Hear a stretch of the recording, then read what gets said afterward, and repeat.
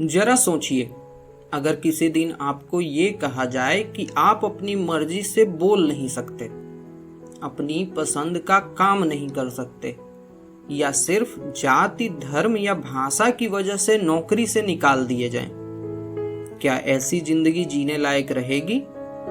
शायद नहीं। यही वजह है कि हमारे संविधान ने हमें दिए हैं मौलिक अधिकार।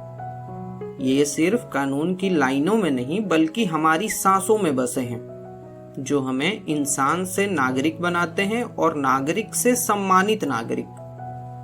नमस्कार, मैं अनिरुद्ध और आप सुन रहे हैं जस्ट अनिरुद्ध, जहां न्याय पथ में हम आसान और सरल भाषा में बताते हैं आपके अधिकार और कानून की सच्चाई को। भारत जब आजाद हुआ तब सवाल सिर्फ सत्ता का नहीं था, सवाल था इंसान की गरिमा का। संविधान निर्माताओं ने सोचा कि अगर आम नागरिक को बराबरी, आजादी और सुरक्षा ना मिले तो आजादी अधूरी है। इसलिए उन्होंने संविधान का एक ऐसा हिस्सा बनाया जिसे कहते हैं फंडामेंटल राइट्स।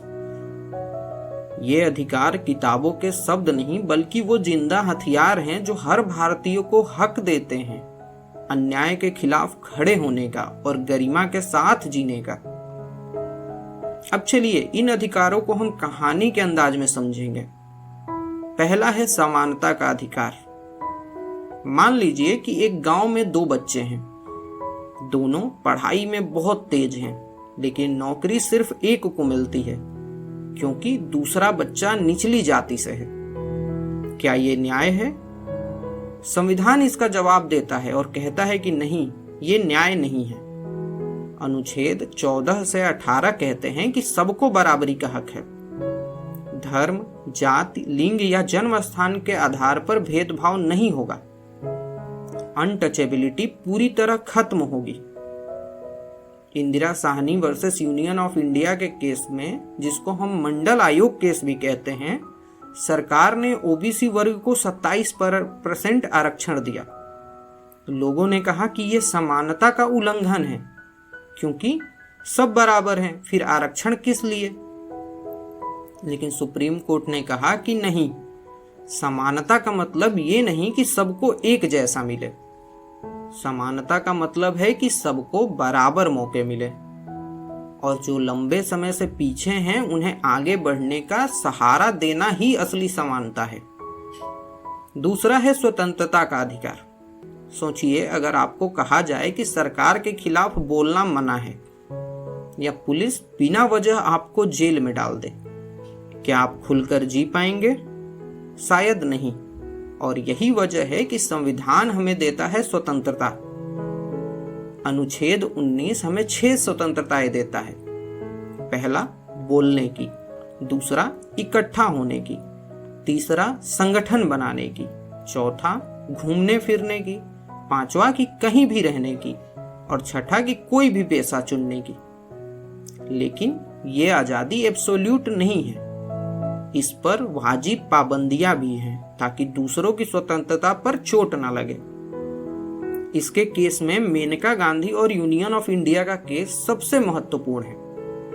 सरकार ने मेनका गांधी का पासपोर्ट बिना कारण जब्त कर लिया। वो सुप्रीम कोर्ट पहुंची और फैसला ऐतिहासिक रहा। कोर्ट ने कहा कि अनुच्छेद 21 यानी जीवन और व्यक्तिगत स्वतंत्रता का मतलब है कि इज्जत से जीना और किसी की स्वतंत्रता बिना न्यायपूर्ण प्रक्रिया के छीनी नहीं जा सकती। तीसरा है शोषण के खिलाफ अधिकार। सोचिए कि खेलने की उम्र में बच्चे पत्थर तोड़ रहे हो, गरीब मजदूर बंधुआ मजदूरी कर रहे हो। क्या ये इंसानियत है? संविधान कहता है कि नहीं। अनुच्छेद 23 और 24 रोक लगाते हैं बंधुआ मजदूरी पर, जबरन मजदूरी पर, मानव तस्करी पर और 14 साल से छोटे बच्चों को खतरनाक कामों में लगाने पर। इसका जो फेमस केस है वो है peoples union for democratic rights versus union of India. Delhi Asiad games के दौरान मजदूरों को न्यूनतम मजदूरी भी नहीं दी जा रही थी। सुप्रीम कोर्ट ने कहा कि ये शोषण है और ये अनुच्छेद 23 का उल्लंघन है। तभी से कहा गया कि भारत में मजदूरों की मेहनत का सम्मान होगा। अब चौथी चीज, धर्म की स्वतंत्रता। भारत में मंदिर भी हैं, मस्जिद भी हैं, गुरुद्वारे भी हैं और चर्च भी हैं। अगर यहाँ धर्म की स्वतंत्रता नहीं होती तो शायद ये देश कब का बिखर गया होता। अनुच्छेद 25 से 28 कहते हैं कि हर किसी को अपना धर्म मानने, प्रचार करने और पालन करने का अधिकार है, लेकिन किसी पर जबरन धर्म थोपने का हक नहीं है। और सरकार धर्म से यानी सेकुलर रहेगी। पहला केस जो इसमें आता है, जो मुख्य है, वो है सिरूर मठ केस।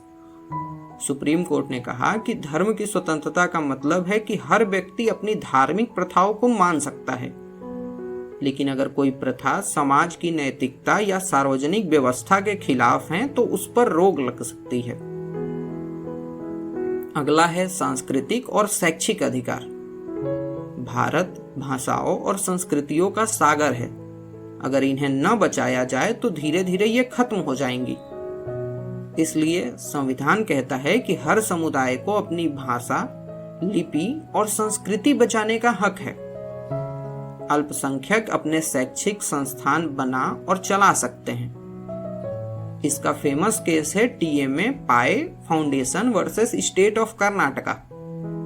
इसमें सुप्रीम कोर्ट ने कहा कि अल्पसंख्यकों को शिक्षा के क्षेत्र में अपने संस्थान बनाने और प्रबंधित करने का मौलिक अधिकार है। राज्य इसमें अनावश्यक दखल नहीं देगा।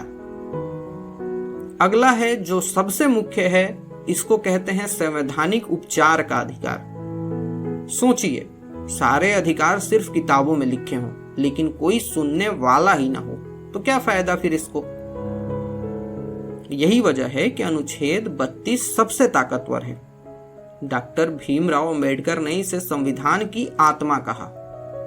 ये अधिकार देता है कि अगर हमारे मौलिक अधिकारों का उल्लंघन होता है तो हम सीधे सुप्रीम कोर्ट या हाई कोर्ट जा सकते हैं। इसमें सबसे फेमस केस है वो है Keshavananda Bharati versus state of Kerala का। इस केस ने तय किया कि संसद संविधान बदल सकती है लेकिन मौलिक अधिकार और संविधान की बुनियादी संरचना को नहीं मिटा सकती। यही वजह है कि हमारा लोकतंत्र आज भी मजबूत खड़ा है। तो दोस्तों, ये थे हमारे मौलिक अधिकार: समानता, स्वतंत्रता, शोषण से मुक्ति, धर्म की स्वतंत्रता, संस्कृति और शिक्षा की रक्षा और संवैधानिक उपचार। याद रखिए, ये अधिकार हमें कागज पर नहीं मिले हैं। इन्हें पाने के लिए हमारे और आपके पूर्वजों ने लंबी लड़ाई लड़ी है। ये अधिकार हमें इंसान बनाते हैं, हमें नागरिक बनाते हैं और हमें ये ताकत देते हैं कि हम अन्याय के सामने खड़े हो सकें। तो अगली बार जब कोई आपका अधिकार छीनने की कोशिश करे तो याद रखिए कि संविधान आपके साथ खड़ा है। मैं हूं अनिरुद्ध और आप सुन रहे थे जस्ट अनिरुद्ध। मिलते हैं हम अगले एपिसोड में न्याय और अधिकार के एक और ऑडियो बुक के साथ। तब तक के लिए नमस्कार।